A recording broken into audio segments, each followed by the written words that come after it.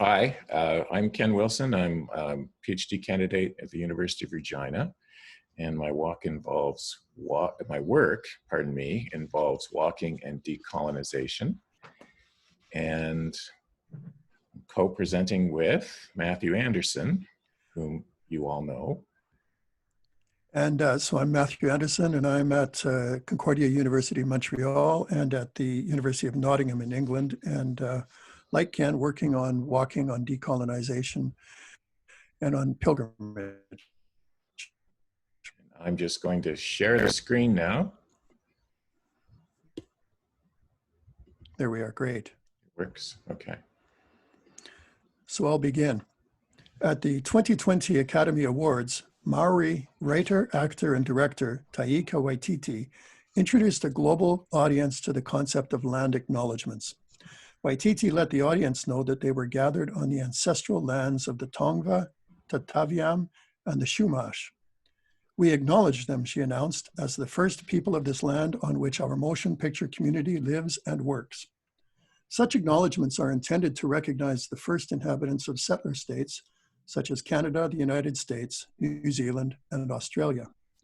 In Canada, land acknowledgements, sometimes called territorial or treaty acknowledgements, have been increasingly in use for about a decade. Canadian universities, cultural organizations, and school boards have widely adopted the practice. In Canadian rural spaces, where there is the most frequent contact between Indigenous and non-Indigenous populations, such acknowledgements occur far less often. At the same time, such acknowledgements have met with criticism. Particularly suspect are those which use the phrase traditional lands without any reference to contemporary realities. Eileen Morton Robinson has observed that the logic of colonialism and racialized capitalism maintains a not very subtle successionism, quote, contained in the words traditional lands, which transports ownership back into the past, not the continuing present. Politically correct box-ticking language hides moves to innocence that allow that past wrongs have been done without admitting that settler states continue to operate through a logic of Indigenous oppression, dispossession, and practical erasure. Territorial acknowledgements have met with criticism for such political slipperiness. They are too often perfunctory, lacking both a sense of how the speaker is connected to or implicated in the genocides committed by settlers against Indigenous peoples, and any practical commitment to righting the wrongs of dispossession and oppression. Armand Garnett Rufo suggests that, quote, although the intentions of these acknowledgements are laudable, there is nevertheless an underlying colonial state of mind propelling them, inextricably tied to the historical record, end quote. In an op-ed published in the Globe and Mail, Anishinaabe political scientist Hayden King and Anishinaabe visual artist Susan Blight state, quote, there is a danger that these gestures become mere performance rather than actively helping to repatriate Indigenous land and life, as Eve Tuck and Kay Wayne Yang would say, end quote. Blight and King are referring to the essay Decolonization is Not a Metaphor, in which Tuck and Yang argue that, quote, decolonization in the settler colonial context must involve the repatriation of land, that is, all of the land, and not just symbolically, unquote. This process will, of necessity, be unsettling. The notions of unsettling, of theory, of politics, of identity, of decentering whiteness, of denying both innocence to settlers and a future to the settler identity are central points in that essay. So too is the notion of difficulty. Land acknowledgements, Blight and King argue, are simply too easy to make any difference. Stolo academic Dylan Robinson makes an even more telling criticism when he suggests that land acknowledgements, quote, act as what Sarah Ahmed calls non-performative, unquote. In The Non-Performativity of Racism, Ahmed draws on Judith Butler's discussion of J.L. Austin's definition of performative utterances, statements that make things happen, such as, let there be light in the book of Genesis, or I now pronounce you man and wife, to conclude that, quote, the speech acts that commit the university to equality are non-performatives. The work They work precisely by not bringing about the effects that they name, unquote. Ahmed suggests that in a non-performative utterance, quote, the failure of the Speech Act to do what it says is not a failure of intent or even circumstance, but it is actually what the Speech Act is doing, unquote. In other words, she explains, quote, the non-performative does not fail to act because of conditions that are external to the Speech Act. Rather, it works because it fails to bring about what it names, unquote. For Robinson, then, a land acknowledgement works because it does nothing and makes nothing happen. What would make land acknowledgements less easy, or might make them performative, are precisely those actions on the parts of settlers and settler society that Indigenous writers have long pointed toward. A, connecting in a meaningful and ongoing way with local Indigenous communities. B, learning the specific histories of colonization and dispossession represented in the history and privilege of the institution or the group doing the acknowledgement. C, undertaking concrete actions of restitution, repayment, and solidarity with respect to Indigenous land sovereignty as part of D, learning one's own location, history, and place as a settler group on the territory in question. Quote, by taking what has been, in some nations, a diplomatic protocol, gutting it of its ontological and relational context, and repurposing it to legitimate settlers' continued presence on stolen land, we effectively colonize territorial acknowledgements, unquote, write Asher, Curnow, and Davis. A 2019 report authored by a committee composed primarily of Anishinaabe and Kanien'kehá:ka writers for the Elementary Teachers Federation of Ontario states that to make acknowledgements meaningful, quote, we need to consider that we are in fact acknowledging not only the ancestral lands, but also the historical and complex intersections of settler impacts on Indigenous histories, economies, ecologies, livelihood, well-being, and governance structures, unquote. Acknowledgements themselves need to be decolonized. Some of the earliest settler institutions to use territorial acknowledgements were artistic groups, especially dancers.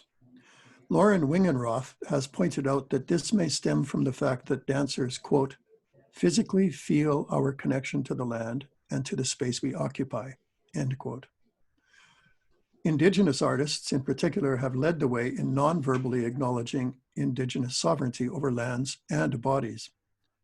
Dancer Santi Smith, a Toronto-based artist from the Six Nations of the Grand River in southwestern Ontario, close to where Ken comes from, considers her solo work, Blood, Water, Earth, to be, quote, an embodied land acknowledgement, end quote. This again points to the necessary leadership of Indigenous persons. Settlers making such acknowledgements need to accept Indigenous leadership.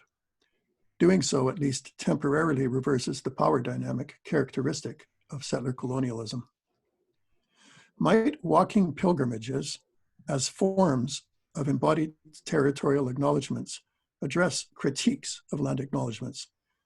I think that this is the case. I believe it is time for those of us who are not Indigenous to let our bodies learn about acknowledgement, sometimes by literally walking the talk. Ken agrees, although he is more cautious. He was once told by a Métis artist that settlers walking on the land are simply colonizers inspecting the property. And that comment continues to resonate with him. Dylan Robinson suggests that for Indigenous peoples, walking on the land is an assertion of sovereignty. Could that be true for settlers as well?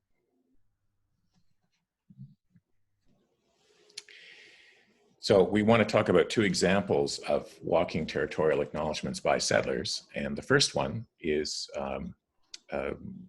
my own 2016 walking land acknowledgement, which was a journey that Robert McFarlane would call an improvised pilgrimage through the Haldimand Tract in southwestern Ontario.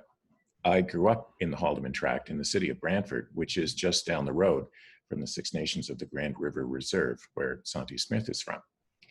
Like other descendants of settlers, I learned almost nothing about the history of Indigenous occupation of the land that my hometown, Brantford, is built upon. An area, but it is part of the Haldimand Tract, an area encompassing 6 miles on either side of the Grand River, that was deeded to the people of the Six Nations in 1784. And this is a map of the Haldimand Tract. The gray area is the original deed, the land that was deeded to the people of the Six Nations.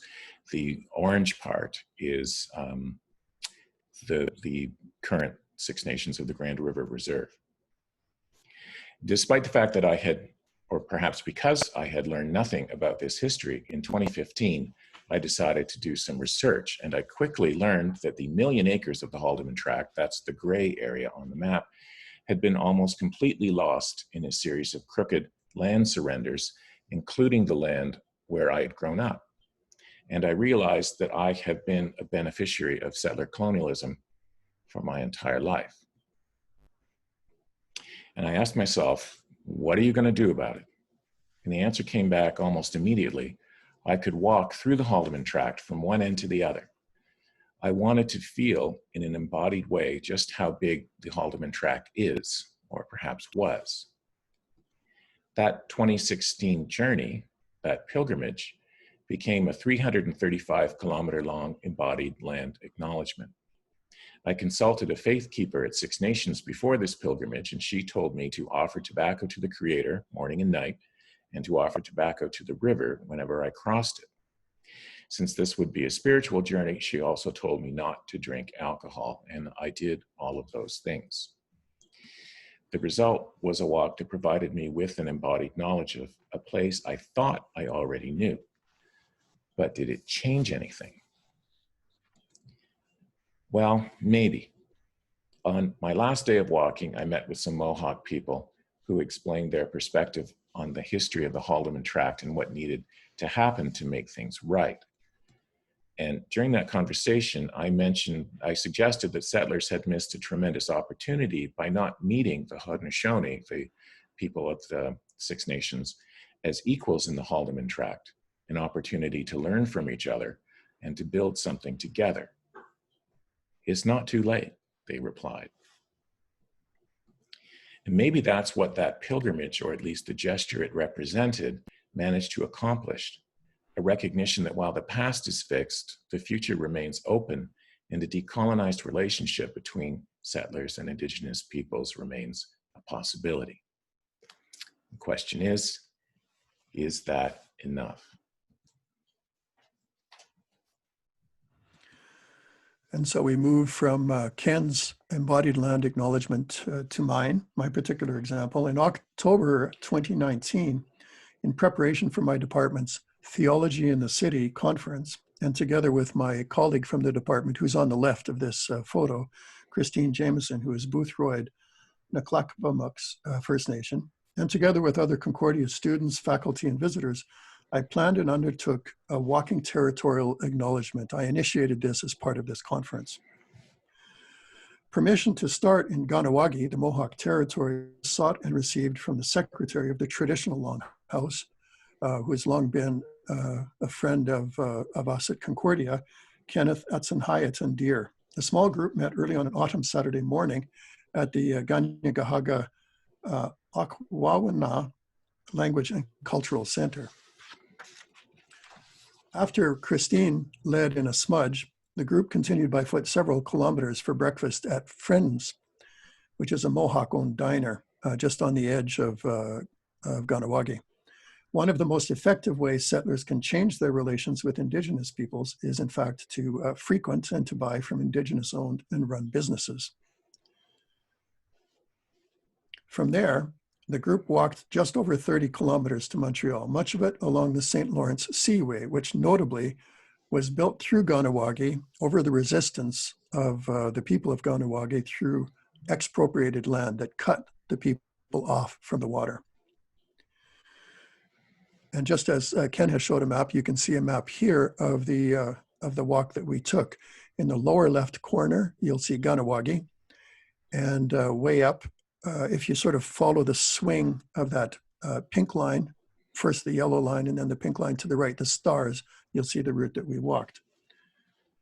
In this instance, I hope to accomplish several objectives. Almost all were directed not at Indigenous people at all, but at other settlers like myself. A, since most of the conference sessions did not specifically address Indigenous settler issues, I wanted to, with a walk, to signal internally to the Concordia community, other organizers and otherwise, and externally to the public who would be attending, that the relationship of being settler was fundamental to the conference. Secondly, for me, the term city, that is Montreal, in the conference theme, Theology in the City, could not really go on without considering Indigenous presence and precedence, as well as jurisdiction and flat out land. In consultation with the Mohawk, I wish to recognize that ceremonially in some way. And thirdly, this is Montreal in the distance from the Seaway. I wanted the walk to highlight the self-location of the conference as a settler event on Indigenous lands to local media. Given that media tend to prefer to report on an action rather than a statement, I thought that a territorial walk, a sort of pilgrimage of sorts, would do that. And finally, fourthly, although I envisioned keeping the group small for ease of making the more than 25-kilometer trek in one day, I hoped to and did bring along settler participants from the wider community. So, did the one-day act fulfill all these aims? No, not all of them. But one of the most basic advantages of this particular Concordia Ganawagi walking acknowledgement is that the walk has now been performed, if I can use that word, in various ways at least a half dozen times. As part of the Concordia community that I represent, we have built relationships through these walks with the Ganyangaha, while at the same time trying to avoid imposing what Daigle calls the, quote, ask the Indian complex, end quote, which places a tremendous burden on the Indigenous people that we know. And I did not want to place that burden on the Ganawagi contacts and thereby recenter whiteness in the very act of seeking some form of justice. This process of building relationship has led to joint ventures and further recognitions that a simple one-off spoken act would not have accomplished. So now we reach our conclusions. Are embodied land acknowledgements somehow enough? No, they're not, at least not on their own. Michel Daig points out that to avoid empty gestures, the work of academics such as ourselves must be to engage in, quote, respectful and reciprocal research that contributes to Indigenous efforts for self-determination, unquote.